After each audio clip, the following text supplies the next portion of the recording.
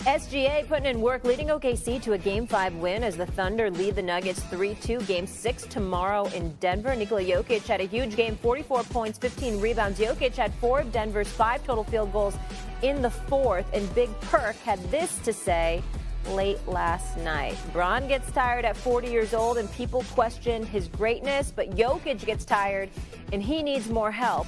We got to stop moving the goalpost. Okay. Brian Windhorst joining us. Windy, top of the morning to you, sir. Great to have you. Stephen A., let me ask you this. Perk on Jokic, is that fair or foul? We're moving the goalpost for him? I think it's fair what he's saying in terms of how we try. I don't think he's accurate with how we judge LeBron. Who's questioned the greatness of LeBron James? When he's tired, we say he's tired, so far the time might be kicking in terms of his fatigue. Because he's older now. He's not the young spring chicken he once was. That's it.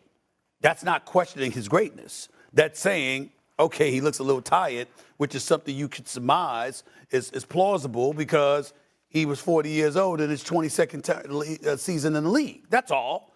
I love how people conflate things sometimes. Nobody's questioning the greatness of LeBron James. They question if you see him tired.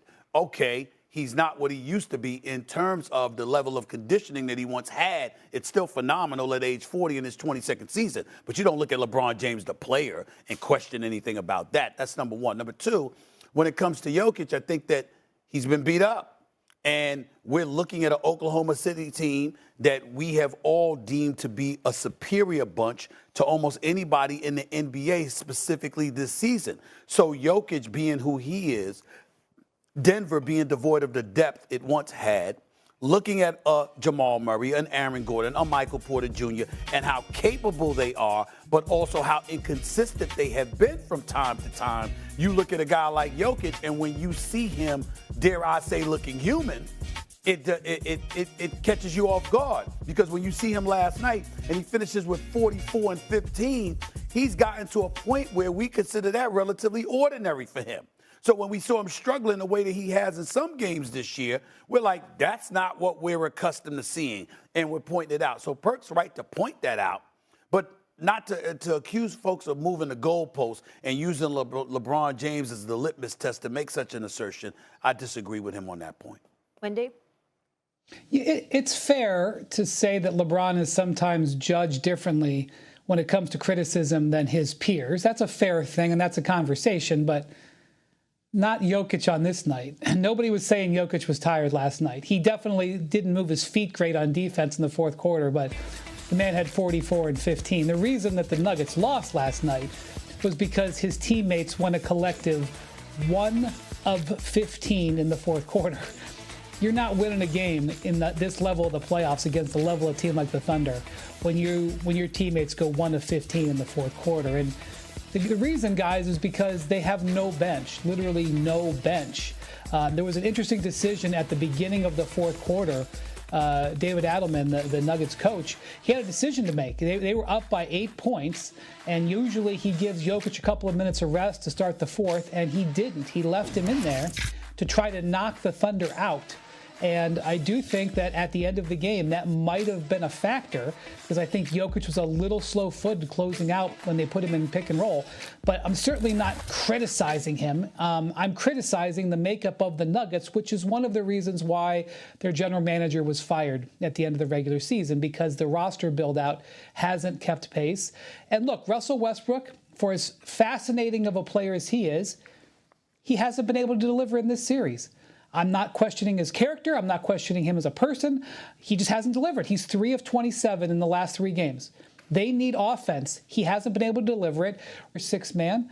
You want to have the option to play Westbrook when he's doing well and not play Westbrook when he's not doing well. They don't have options. The reason the Nuggets lost this game was nothing to do with Jokic. It had everything to do with his teammates. Yeah, 100%. And give Oklahoma City credit because they were down 90-81. They're down 80-68. And they had to win this game, and you got to give them a little credit there. And I fell asleep at 88-80. I hate to say it. So I didn't see Dort make 3 threes, which were the biggest threes in the game. Remember, they made 5 threes, OKC, in the last 6 minutes of the game. 5 threes, and Porter did a terrible job. What are you looking at me that way for? I can't go to bed? Why are you falling asleep during the game? I'm tired. You didn't work on First Take yesterday morning. So if you didn't work on First Take yesterday morning, that means your day really didn't start until the afternoon. And if it didn't start until the afternoon, why in the hell are you falling asleep in the middle of a game? Because I got to get up at 6 o'clock in the morning, and I'm 65 years old. Thank you. I was tired. I fell asleep. What's the matter with you? Am I allowed to fall asleep? No. We'll talk about that later. I'm allowed to fall asleep. At least I admitted it. You did admit that. Your honesty should be applauded. That's the point. We will talk about that later. We will talk about that. We will talk about that later. You don't get to fall asleep during a playoff game when your game start at 3 o'clock in the afternoon. The game started at 9:40. Your day started at 3 o'clock yesterday. Your day started at 3 o'clock. What do you know? What do you know? I know enough about it. I know Jeannie told me. She would give me beer. And the funny thing is, I fell asleep, woke up again. On the couch?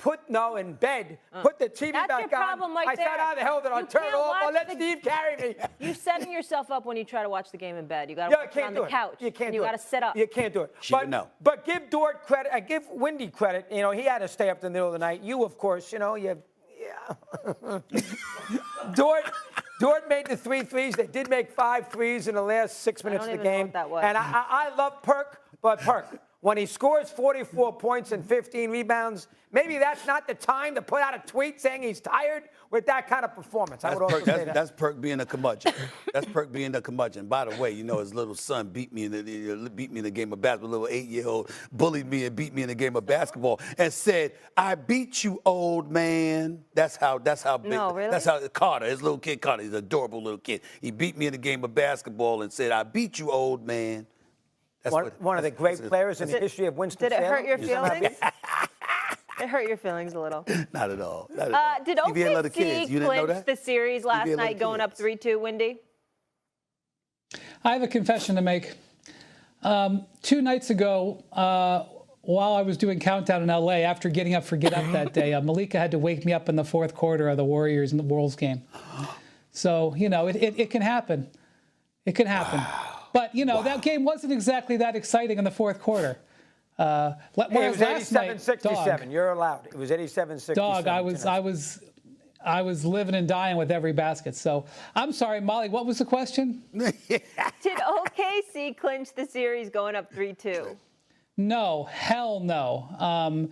Let me just tell you one interesting facet of this series. I want to praise Oklahoma City all over the place for the way they handled their business in the 4th quarter last night. It showed incredible growth year over year because they were in the same moment last year. It was 2-2 in Game 5 at home against the Mavericks, and they didn't deliver in that game. I don't know if I would say they choked, but they didn't deliver. Specifically, Jalen Williams, he had a miserable end to that series last year. He worked so hard on his game.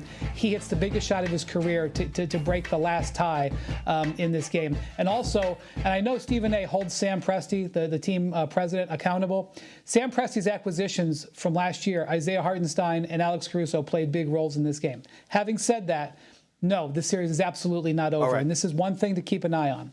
So in Game 6, it will be the 7th game in I think, 15, 16 nights for Denver. It's going to be brutal to win that game at home. However, they get an extra day if they get to Game 7. If they can get Game 6 at home, they get 2 and 7, and that could be a world of difference for Denver. Keep an eye on that. Well, let me say this real quick. He brought up Sam Presti. I have never